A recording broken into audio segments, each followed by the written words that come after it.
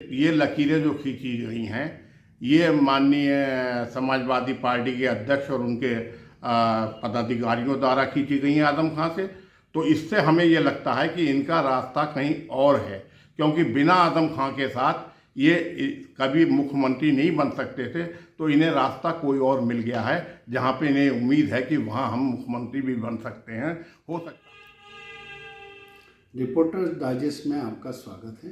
ये एक ऐसा फोरम है जो वर्ल्ड क्लास ज़मीन से जुड़े रिपोर्टर्स की असली और सही जानकारी आप यहाँ पर आपको मिलती है।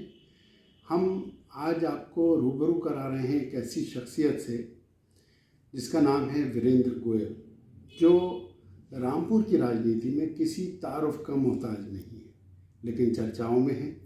ख़ास वजह यह है कि समाजवादी पार्टी के वरिष्ठ नेता आज़म खां, जो कि समाजवादी पार्टी का मुस्लिम चेहरा कहलाते हैं, लेकिन रामपुर की समाजवादी पार्टी का हिंदू चेहरा कहलाने वाले वीरेंद्र गोयल जी चट्टान की तरह आज़म खां के साथ हर मुसीबत के समय में खड़े रहे।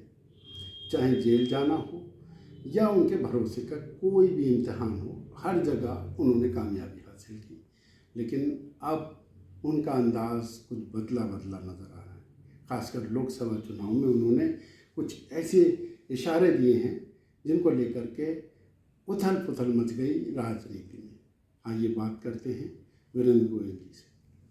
जी गोयल साहब, आपका कोई क्या चल रहा है? समाजवादी पार्टी ने यहाँ टिकट दिया और दो लोगों ने एक साथ नॉमिनेशन किया, उसके बाद सारी घटनाक्रम, एक पर्चा कैंसिल हुआ, मौलाना साहब हैं, मुहिबुल्लाह साहब जो के आए हैं, अब आप उनका चुनाव क्यों नहीं लड़ा रहे? बात यह है, मैं समाजवादी पार्टी रामपुर का पूर्व जिला अध्यक्ष हूँ और इस पूरे चुनाव में हमने बोर्ड बनाने से लेकर बूथ बनाने तक, बूथ में भी मीटिंग करके भी पूरी हमने तैयारी हमारे कार्यकर्ताओं ने की। हमारे यहाँ से ये निवेदन पार्टी की ओर से किया गया कि आप यहाँ के पिछले चुनाव को देखते हुए जो जातियाँ हुई हैं, माननीय अखिलेश यादव जी यहाँ से चुनाव लड़ें, और अखिलेश यादव जी ने खुद चुनाव न लड़के एक ऐसे मौलाना साहब को उतार दिया जिनका कि यहाँ पर कोई पहचान नहीं, कुछ नहीं, अपनी मर्जी से। तो हमारे राजा साहब का पर्चा पार्टी की ओर से भरवाया गया और पर्चा भरने के बाद भी अखिलेश जी ने हमारे राजा साहब, जो आसिम राजा साहब को टिकट के लिए हमने मांग करी थी, उनको निशान ना दे करके उनको मजबूर कर दिया कि उनका पर्चा खारिज हो जाए। अब ये मौलाना साहब जो बाहर से आए हैं, जिन्होंने बताया है कि 25 साल पहले उन्होंने यहाँ रामपुर के निवासी हैं और इस समय दिल्ली में वो इमामत कर रहे हैं। जिस समय पिछली बार इलेक्शन में यहाँ की जनता के वोटों का अधिकार छीनने के लिए और उनको मारपीट करके उनका अधिकार छीना जा रहा था, तो ये मौलाना साहब रामपुर के होने के नाते कभी जनता के बीच में बाद में आंसू बहाने को भी नहीं आए।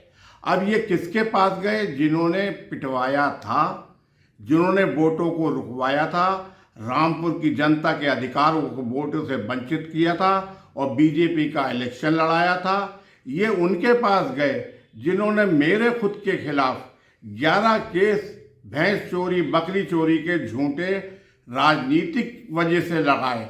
उनके पास ये गए। ये ऐसे व्यक्ति के पास गए जिन्होंने आजम खां साहब की शुरुआत ही मुकदमे उनको फंसाने के लिए काम शुरू किए और यह हमारे कार्यालय पे आज तक नहीं आए। तो हमने समझ लिया कि ये हमसे चुनाव ना लड़वाना चाहते हैं। हमने अपने अध्यक्ष माननीय अजय सागर जी से कहा, ये बूथ लिस्ट और ये सब है, क्या करना है? उन्होंने बताया कि हमने बार बार उनसे कहा हमारे पास तैयारी है, लेकिन वो कोई जवाब नहीं दे रहे हैं, ना प्रदेश कार्यालय जवाब दे रहा है, ना कर रहा है। तो हमने सोचा कि हमारी ये मेहनत है, इसका मतलब ज़रूर कोई इस बात में हमें अंदेशा आ रहा है कि हमें जब ये नहीं चाहते और हमारी मेहनत जो है वो वसूल हो, तो मैंने, क्योंकि ऐसे मेरे मुकदमे जो इन्होंने खिलाफ लिखा है उसके पास गए तो मुझे तकलीफ़ हुई, तो मैंने खुद ये निर्णय लिया कि मैं इससे अच्छा है जो मेरे करीब में कुंडे पे मेरे घर के करीब में जिशान खां खड़े हैं, मैं उनका इलेक्शन क्यों न लड़ाऊं। और मैंने ये निर्णय लिया और मैंने माननीय आजम खां साहब से माफ़ी मांगते हुए कहा कि मैं ये इलेक्शन रामपुर का मैं उनका लड़ाऊंगा। मैं क्योंकि अखिलेश यादव जी का सम्मान करता हूं और अखिलेश यादव जी हमारी पार्टी के राष्ट्रीय अध्यक्ष हैं। मैं बाहर किसी का इनका कोई विरोध नहीं करूंगा, लेकिन इन्होंने जो हमारे साथ अब किया मौलाना साहब ने, तो ये कम से कम अखिलेश जी को भी सोचना चाहिए। जिस समय वोटों पे पिछली बार हमारे वोटों को रोका गया, डंडे बरसाए गए, उसमें इनके भाई लोग भी, अखिलेश यादव के समाज के लोग भी कुछ थे।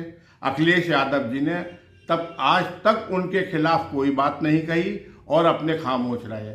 फिर हमारे नेता मोहम्मद आजम खां साहब के खिलाफ ये मान लिया कि कोर्ट में केस हैं, हम भी नहीं कह सकते, नहीं कर सकते, लेकिन कोर्ट ने ये निर्णय नहीं लिया है कि अलग अलग जेलों में रखा जाए। और उन्हें इतने दिन से अलग अलग तीनों को, माँ, बेटे और उनको पति को रखा गया है। अखिलेश यादव जी ने न कोई आंदोलन किया, न हमसे करने को कहा, तो इसमें हम क्या समझें, जबकि सरकार के खिलाफ आंदोलन किया जा सकता था, लेकिन इन्होंने हमारी कोई मदद नहीं की। अच्छा गोयल साहब, आप जो अब समाजवादी पार्टी के कैंडिडेट हैं मौलाना मोहिबुल्ला, हाँ, ये रामपुर आए 27 तारीख को नॉमिनेशन किया और अब यहीं पर रुके हुए हैं। तो क्या समाजवादी पार्टी के जो पुराने लोग हैं या ज़िला अध्यक्ष हैं या वर्तमान विधायक हैं नसीर अहमद खां, आप लोग हैं, इनसे आकर वो मिले? क्योंकि हर कैंडिडेट एक एक आदमी से मिलता है और वोट की अपील करता है, तो आपसे रब्ता किया उन्होंने? देखिए, हमसे अगर रब्ता करते तो जिन लोगों से हमें शिकायत है हम खुद उनके पास लेके जाते हैं, मुकदमे अलग बात थी, लेकिन ये ना ये हमारे पास आए, ये हमारे उन्हीं लोगों के पास गए जिन्होंने रामपुर के वोटरों को पिटवाया था, उनका हक छिनवाया था या हमारे खिलाफ झूठे मुकदमे लगाए थे। तो हम तो सब, और यहाँ प्रदेश अध्यक्ष आए थे रामपुर में, वो भी होटल में रुको, वो भी यहाँ समाजवादी पार्टी कार्यालय पे ना आए, ना उन्होंने हमें इनवाइट किया। तो हमने जब ये समझ लिया प्रदेश कार्यालय भी हमसे इलेक्शन लड़वाना नहीं चाहता। अच्छा, आपको क्या लगता है कि आजम खां को दरकिनार करने की ये लगता क्या है, ये हमारे सामने कह रहे हैं कि मैं निज़ाम बदलने आया हूँ, और हमने तो सुना एक साहब कह रहे थे कि निज़ाम ख़त्म करना है, वहाँ का ख़त्म कर दिया, आजम खां साहब का भी नाम ले रहे थे। तो हमें तो भाई बड़ा चिंता का विषय है, ये निज़ाम बदलेंगे, दूसरा निज़ाम ख़त्म करेगा तो क्या समझा जाए, हम तो परेशान हैं। नहीं, रामपुर की राजनीति में, और रामपुर छोड़िए, समाजवादी का एक मजबूत पिलर आजम खान जो कि संस्थापक सदस्य हैं, और आज शायद कोई और फाउंडर मेंबर जो है वो जीवित भी नहीं है समाजवादी पार्टी का, जब इसकी फाउंडेशन रखी गई थी। तो उसके साथ में क्या आपको लगता है बिल्कुल राजनीति से किनारा करना चाहते हैं? हालांकि समाजवादी पार्टी के कार्यालयों में देखें, आप होर्डिंग्स में देखें, आज भी आजम खान के पोस्टर्स हैं। देखिए, बात यह है, आजम खान साहब के बारे में मैं बचपन से जानता हूँ। वो इस स्तर के नेता थे जैसे सरदार वल्लभ भाई पटेल, गोविंद वल्लभ पंत, जिसकी पहचान माननीय मुलायम सिंह यादव जी को हुई। उन्होंने अपनी तरक्की के लिए इनको इस्तेमाल किया, और ये वो व्यक्ति थे, इस्तेमाल हुए भी और काम भी किया, लेकिन अपने सम्मान के साथ इन्होंने अपने रामपुर वालों के लिए काम किया। लेकिन अब हो सकता है ये जानते हुए हमारे समाजवादी के लोगों ने कि बिना आजम खान साहब के हमारे समाजवादी को रीढ़ की हड्डी जो हैं हमारी पार्टी नहीं चलेगी। तो इससे मुझे लगता है इनका समझौता कहीं और हो गया है, इस वजह से ये इनकी चिंता नहीं कर रहे हैं। क्या लगता है आपको 2024 के चुनाव में अखिलेश जी का क्या मकसद है? क्या भाजपा को हराने के लिए जिस तरीके से? देखिए, अलग अलग बातें हैं। अभी नड्डा साहब आए थे, अखबारों में बड़ी बड़ी खबरें नड्डा साहब की थीं, माननीय योगी जी का छोटा सा बयान था। पता नहीं कौन किसको चाहता है, हो सकता है किसको स्थापित करना चाहता हो पार्टी, और हो सकता है किसको अलग करना चाहता हो, क्या आश्वासन किसको दिया है, ये कयास ही लगा सकते हैं हम इस चीज़ों से, लेकिन सच्चे रूप में तो हम नहीं कह सकते। लेकिन हो सकता है योगी जी प्रधानमंत्री के दावेदार जैसे सुना जाता है बनते हैं, तो दूसरे को तकलीफ होती है, वो चाहता है इसे ख़त्म करो, इसे बनाओ। ये तो कोई राजनीति है, इसमें हम कयास लगा सकते हैं, कह नहीं सकते। लेकिन आज़म खान का इसमें क्या रोल है? आज़म खान साहब का इसमें कोई रोल नहीं है। आज़म खान साहब ने जो स्पीच दी थी, उस सबसे बड़ी पार्टी डर भारतीय जनता पार्टी को है कि आज़म खान ख़त्म होगा तो ये मुसलमानों का काम सही हो, मतलब वो होगा। जब तक आज़म खान यहाँ पर है तो मुसलमान आज़म खान के नाम पे एकजुट रहेगा।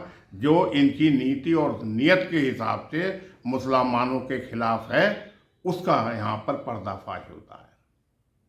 अच्छा, बहुजन समाज पार्टी के लिए आप चुनाव लड़ा रहे हैं, तो ऐसे में क्या परिस्थितियां होंगी रामपुर में? क्या भाजपा को फ़ायदा नहीं पहुंचेगा इससे? साहब देखिए, बहुजन को अगर हम लड़ा रहे हैं और ईमानदारी से लड़ा रहे हैं और हमारे साथ है, बहुजन एक हो रहा है और बहुजन इस समय एक हो चुका है। और बहुजन को, जैसे मैं अभी तो अकेला लड़ा रहा हूँ, जब हमारे लोग हल्के हल्के और समझ लेंगे तो मेरे साथ भीड़ बढ़ती चली जाएगी और इलेक्शन तक बहुजन को ये पूरा विश्वास हो जाएगा कि मुस्लिम भाई भी हमारे साथ आ गए हैं। तो फिर आप देखिए कि ये सीट कितनी तेजी से आगे निकलेगी। ना बीजेपी जीतेगी और ना ये मौलाना साहब जीतेंगे। तो इसका असर रामपुर के बाहर? रामपुर के बाहर भी असर होगा, क्यों नहीं होगा। अगर दलितों का है, आदम भाई ठीक है 17-18 तक हैं या उनकी जमानत हो गई तो ये तो पहले फेज में निपट जाएगा। और आजम खान जी अगर बाहर आ गए यहाँ पर तो पूरे उत्तर प्रदेश में असर फैला देंगे, ये आपको बताता हूँ। लकीरें ज़्यादा गहरी हो गई, तलवारें खिंच गई। अखिलेश जी की तरफ से भी कोई मैसेज नहीं है। मौलाना साहब भी एक इंटरव्यू में कहते हैं कि आज़म खान को मनाने की ज़रूरत नहीं है। आप लोग भी नाराज़ हैं, तो क्या अब ये माना जाए कि 2009 वाली परिस्थितियां आ गई? नहीं नहीं, देखिए बात ये है, ये लकीरें जो खींची गई हैं, ये माननीय समाजवादी पार्टी के अध्यक्ष और उनके पदाधिकारियों द्वारा खींची गई हैं आजम खान से। तो इससे हमें ये लगता है कि इनका रास्ता कहीं और है, क्योंकि बिना आजम खान के साथ ये कभी मुख्यमंत्री नहीं बन सकते थे। तो इन्हें रास्ता कोई और मिल गया है जहाँ पे इन्हें उम्मीद है कि वहाँ हम मुख्यमंत्री भी बन सकते हैं, हो सकता है। इसीलिए इन्होंने ये लकीरें खींची हैं। आजम खान साहब ने तो कोई लकीर नहीं खींची। लेकिन देखिए, समाजवादी पार्टी जो MY का कॉम्बिनेशन मानती थी, मुस्लिमों और यादव जी, आज वो MY का मतलब भी बदल चुकी है हालांकि। लेकिन अगर आप देखें तो यादव समाज भी लोकसभा के चुनाव में बड़ी तादाद में भारतीय जनता पार्टी को वोट देता रहा है। और अगर मुस्लिम समाज छिटकता है तो फिर क्या बचेगा समाज? तो मैं तो खुद ही कह रहा हूँ कि कहते इनकी मंशा कुछ और है। हो सकता है यादव समाज नहीं, ये खुद भी वहाँ पर नहीं गए, इनका कोई मंशा ऐसी या रास्ता इन्हें दिखा हो, इसीलिए हमें इग्नोर कर रहे हैं ये लोग। इन्हें कोई रास्ता ज़रूर दिखा होगा, तभी आदमी बदलता है रास्ता। जब अच्छा रास्ता दिखता है तो सोचता कि इधर चलो। अच्छा, एक सवाल ये है कि मौलाना मुहिबुल्लाह जो पार्लियामेंट की मस्जिद के इमाम हैं, आखिर उनसे क्यों नाराज़गी है? एक मुस्लिम नाम अखिलेश यादव जी ने बहुत कम मुसलमानों को टिकट दिए हैं, इनको मिल गया तो आपको तो स्वागत करना चाहिए। देखिए, हम स्वागत करें। हमने आपसे अभी कहा कि ये कभी भी रामपुर में जिस समय वोटरों को मारपीट के रोका गया, इतना अत्याचार अन्याय हुआ, यहाँ पर NI क्या उसमें सब में लोगों को झूठे मुकदमे हुए, ये कब उनके लिए आके खड़े हुए? इतने बड़े मौलाना साहब थे। और अब यहाँ से 25, खुद बता रहे हैं 25 साल से बाहर हैं। इन्होंने बाहर क्या दुनिया के गुल खिलाए हैं, ये तो अब सामने आ रहे हैं। यहाँ के लोगों को नहीं मालूम गुल क्या खिलाए इन्होंने 25 साल में। वो तो खुल के आ रहे हैं। ये तो अपने अच्छे ही बता रहे हैं कि मेरे साथ उन्होंने पढ़ी नमाज, मेरे साथ वो रहे, मेरे साथ रहे, लेकिन असलियत तो वहाँ आगरा से आ रही है। तो भाई यार, अब जनता तो बेवकूफ़ है नहीं। मैं अपने मुंह से अपनी तारीफ करूं, उससे कोई फ़ायदा नहीं। जो मेरी कमियां खुल के आएंगी पब्लिक के सामने तो उसका जवाब दें। ये आगरा का क्या मामला है? आगरे का मैंने ये सुना, कोई महिला की बाइट आ रही थी कि उनके इन्होंने छोड़ रखा है, उसके बच्चे हैं, मुकदमा भी कर रखा है। चलिए वो तो मुकदमे की बात है, लेकिन इस तरीके से जब ये अपने उसको ही नहीं संभाल सकते तो यहाँ पे किसकी इंसाफ करेंगे? उसके साथ इंसाफ नहीं किया, यहाँ इंसाफ किसके साथ करेंगे? ये इंसाफ कर किसके साथ रहेंगे? मस्जिद का मेंबर जिसमें उनका दावा है कि आज़म खान ने इनके पीछे नमाज़ पढ़ी, APJ अब्दुल कलाम ने पढ़ी और तमाम नेताओं ने, नजीब जंग जो गवर्नर थे दिल्ली के, उन लोगों ने इनके पीछे नमाज़ पढ़ी। एक ऐसी शख्सियत का विरोध आप कर रहे हैं। नहीं साहब, नमाज पढ़ी होगी, अच्छी बात है, सबने पढ़ी होगी, लेकिन उन्हें ये मालूम है इनके गुल क्या क्या हैं। ये अगर उनको ये मालूम होते तो फिर वही इनको सही कर देते। इन्होंने क्या क्या गुल खुलाए तो हमें नहीं मालूम था। अखिलेश जी को क्या खूबी नजर आई? कुछ अखिलेश जी को कोई खूबी नजर आई होगी। जब उन्हें रास्ता कुछ और दिख रहा, उन्हें आदम खां की ज़रूरत नहीं समझी, उन्होंने भाई करो ये काम। ये हवाई जहाज जो जिससे इसका नतीजा क्या होने वाला है? इसका नतीजा ये हो ना, रामपुर से आदम खां का तो काम खत्म हो नहीं सकता। रामपुर की तो जनता आदम खां को चाहती है। रामपुर की जनता कितना भी हो, आदम खां का जो काम है, हमने आदम खां के साथ यहाँ की गरीबी देखी है, यहाँ की खपड़ेलें देखी हैं और यहाँ की वो दादागिरी देखी है जो हर मोहल्ले के दादा होते थे, वो गरीबों को दबराते थे। यहाँ की गुंडाई देखी है जिन्होंने फिरौतियाँ बंद कर दी आदम खां ने। आदम खां ने अगर लखनऊ से आ रहे हैं ट्रेन से तो पहले गली मोहल्ले सबसे मिलने के बाद तो अपने जाते थे। उनकी मेहनत और वो देखी है और वो आज बोल रही है, इसीलिए यहाँ का आदमी आदम खां के लिए जान देता है। आज आदम खां जेल में है तो यहाँ के लोगों की इसी बात के लिए है कि गर्व महसूस करें यहाँ के लोग कि तेरा नेता कभी झुका नहीं। ये गर्व की बात है हमारी पब्लिक के लिए और पब्लिक उनके लिए लगी है। और मैं भी सिर्फ इसलिए लगा हूँ कि उन्होंने हमारे रामपुर के लिए इसलिए किया जहाँ का हमने अन्न खाया, जहाँ का पानी पिया, जहाँ स्कूल में एक साथ हम लोग पढ़े लिखे खेले कूदे, तो हमारा फ़र्ज है हम मिलजुल के पहले ही तरह रहें। शुक्रिया।